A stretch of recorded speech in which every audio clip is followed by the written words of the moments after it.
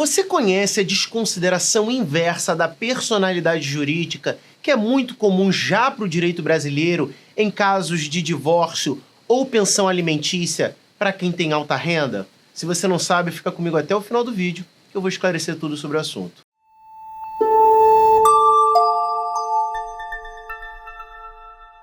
Olá pessoal, sejam todos bem-vindos a mais um vídeo aqui no canal. O meu nome é Felipe Cardoso, eu sou advogado, sócio fundador da Cardoso Advogados Associados.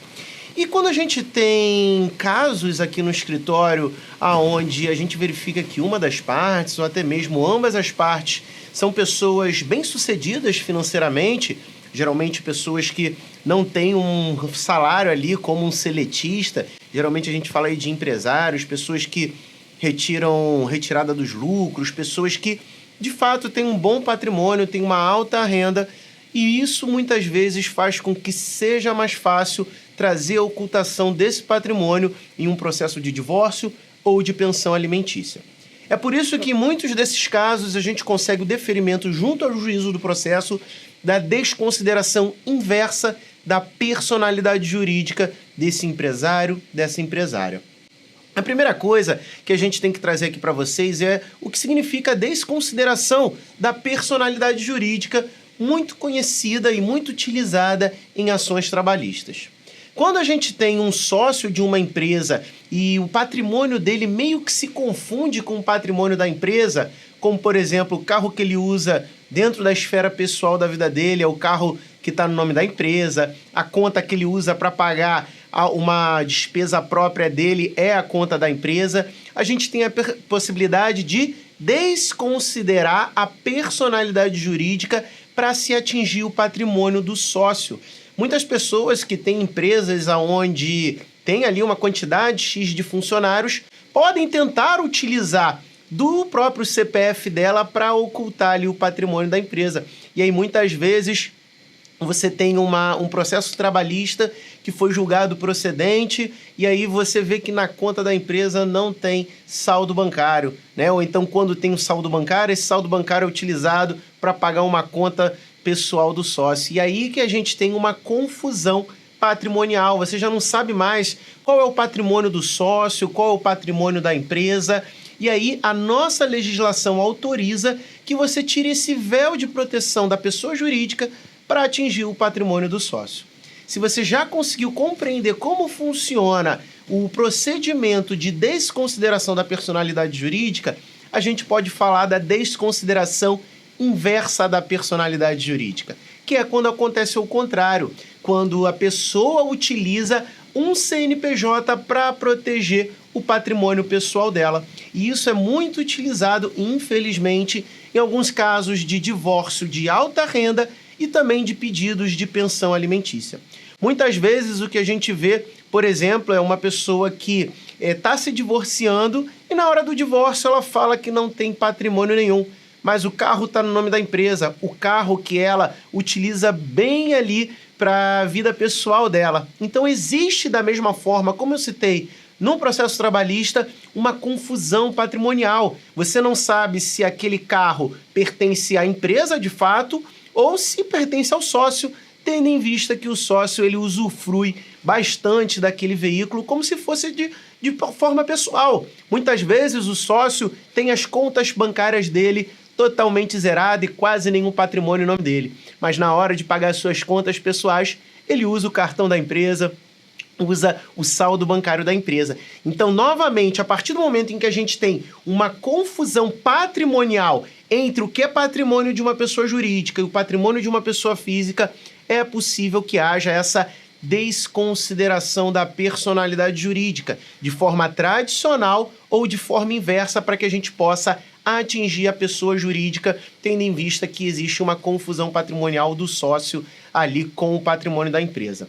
Muitas pessoas acabam se utilizando disso, né, da facilidade de ter empresas ali no nome dela, de ter um patrimônio no nome dessa empresa e muitas vezes acaba não tendo um veículo no nome dela, acaba não utilizando o saldo na conta bancária dela. E aí quando a gente tem um processo, por exemplo, de divórcio, essas pessoas que geralmente utilizam até mesmo o da pessoa jurídica para economizar em impostos, né? Na hora de fazer ali o pagamento dos impostos na pessoa jurídica, muitas vezes vai sair mais em conta do que o imposto na pessoa física dele, né? E aí existe de fato essa confusão. Muita gente acaba utilizando até mesmo essa proteção da pessoa jurídica de forma indevida, inclusive para fraudar credores, para alterar a realidade da sua condição financeira em um processo de divórcio ou em um processo de pensão alimentícia. E aí, quando a gente tem, muitas vezes, uma pessoa que tem um CNPJ ali no nome dela, ela utiliza ali os extratos bancários, os pagamentos de conta, aí quando chega no processo de pensão, fala assim, olha, só ganho isso daqui, ganho muito pouquinho, o que a empresa me passa ali de repartição de lucro, ou então de retirada de prolabore ou dividendos, é só isso daqui, então isso daqui é o que eu ganho. Só que na hora, né, quando vai usufruir, utiliza todos os benefícios ali que a empresa possui, tanto da questão do fluxo de caixa dela, assim como do próprio patrimônio, muitas vezes, seja de um carro, de uma moto, de um veículo, enfim, né? São várias formas em que a pessoa pode se valer do patrimônio da pessoa jurídica para benefício pessoal. Então, a partir do momento que a gente encontra indícios de que aquela pessoa que até antes do casamento ou até antes do processo de pensão alimentícia tinha uma condição de vida legal, e aí parece que é só a pessoa entrar com um processo de divórcio ou entrar com um pedido de pensão, que essa pessoa do nada, né, um ano ela está aqui, no ano ela fica bem ruim ali financeiramente, né, isso que ela quer demonstrar. O imposto de renda, que antigamente era num valor considerável, agora passa a ser num valor menor. As empresas que estavam no nome dessa pessoa já não está mais no nome dele, os carros também, justamente porque ele percebeu ali que tem um processo de divórcio ou de pensão alimentícia. Lembrando que se a pessoa se desfaz de um patrimônio para mentir em um processo judicial sobre sua real condição financeira ou até mesmo para fraudar credores, isso vai contra o nosso ordenamento jurídico. E aí, quando a gente tem essa figura da desconsideração inversa da personalidade jurídica, é quando a gente busca atingir um CNPJ e verificar ali as condições daquela empresa, né? Porque muitas vezes o sócio ele vai alegar que não tem condições financeiras como tinha anteriormente, mas quando você vai ver a saúde financeira da empresa, está muito bem. Às vezes ele que deixou de fazer a retirada de lucros dele, e aí não precisou mais constar no imposto de renda, aí ele está utilizando mais as contas da empresa e tudo mais. Isso quando ele não simplesmente acaba optando ali por passar essa empresa para o nome de um amigo, de um conhecido, de uma pessoa, de uma amiga, e acaba tendo ali essa empresa tendo ali a sua manutenção como sócio de fato. E aí a gente tem até uma outra figura muito utilizada no direito brasileiro, que é a figura do sócio oculto, que é quando a pessoa ela continua sendo sócia da empresa, mas ela não está no quadro societário. Você vai buscar lá na junta comercial, essa pessoa ou repassou a empresa para terceiros, ou ela sequer é mencionada. Mas aí quando você vai lá na empresa, essa pessoa está lá, está dando ordem nos funcionários, está muitas vezes usando do caixa da empresa para pagar suas contas. Então, novamente, a gente tem aí um grande indício de ilegalidade, que é quando a pessoa, ela muitas vezes se desfaz até mesmo da sociedade, ou então abre uma empresa que não está no seu nome, e aí quando você vai ver essa nova empresa, acaba mantendo a sustentação dela, né? Acaba continuando a sustentar as despesas dela, mas ela continua dando ordens ali, mas ela não está no quadro societário. Então a gente tem, inclusive, a figura do sócio oculto. Então é possível que se haja o reconhecimento dessa figura do sócio oculto para que essa pessoa, esse empresário, essa empresária, ela seja considerada aos olhos da justiça como dono da empresa, né, fazendo parte ali do quadro societário, ainda que seu nome não conste nos registros da junta comercial. Então, quando acontece isso, a gente tem, inclusive, outras medidas coercitivas que a gente pode trazer dentro de um processo judicial. Eu considero que você trazer uma informação inverídica e se mantendo como sócio de uma empresa, você está litigando de má-fé. Você está utilizando da má-fé dentro de um processo judicial para tentar alterar a realidade dos fatos.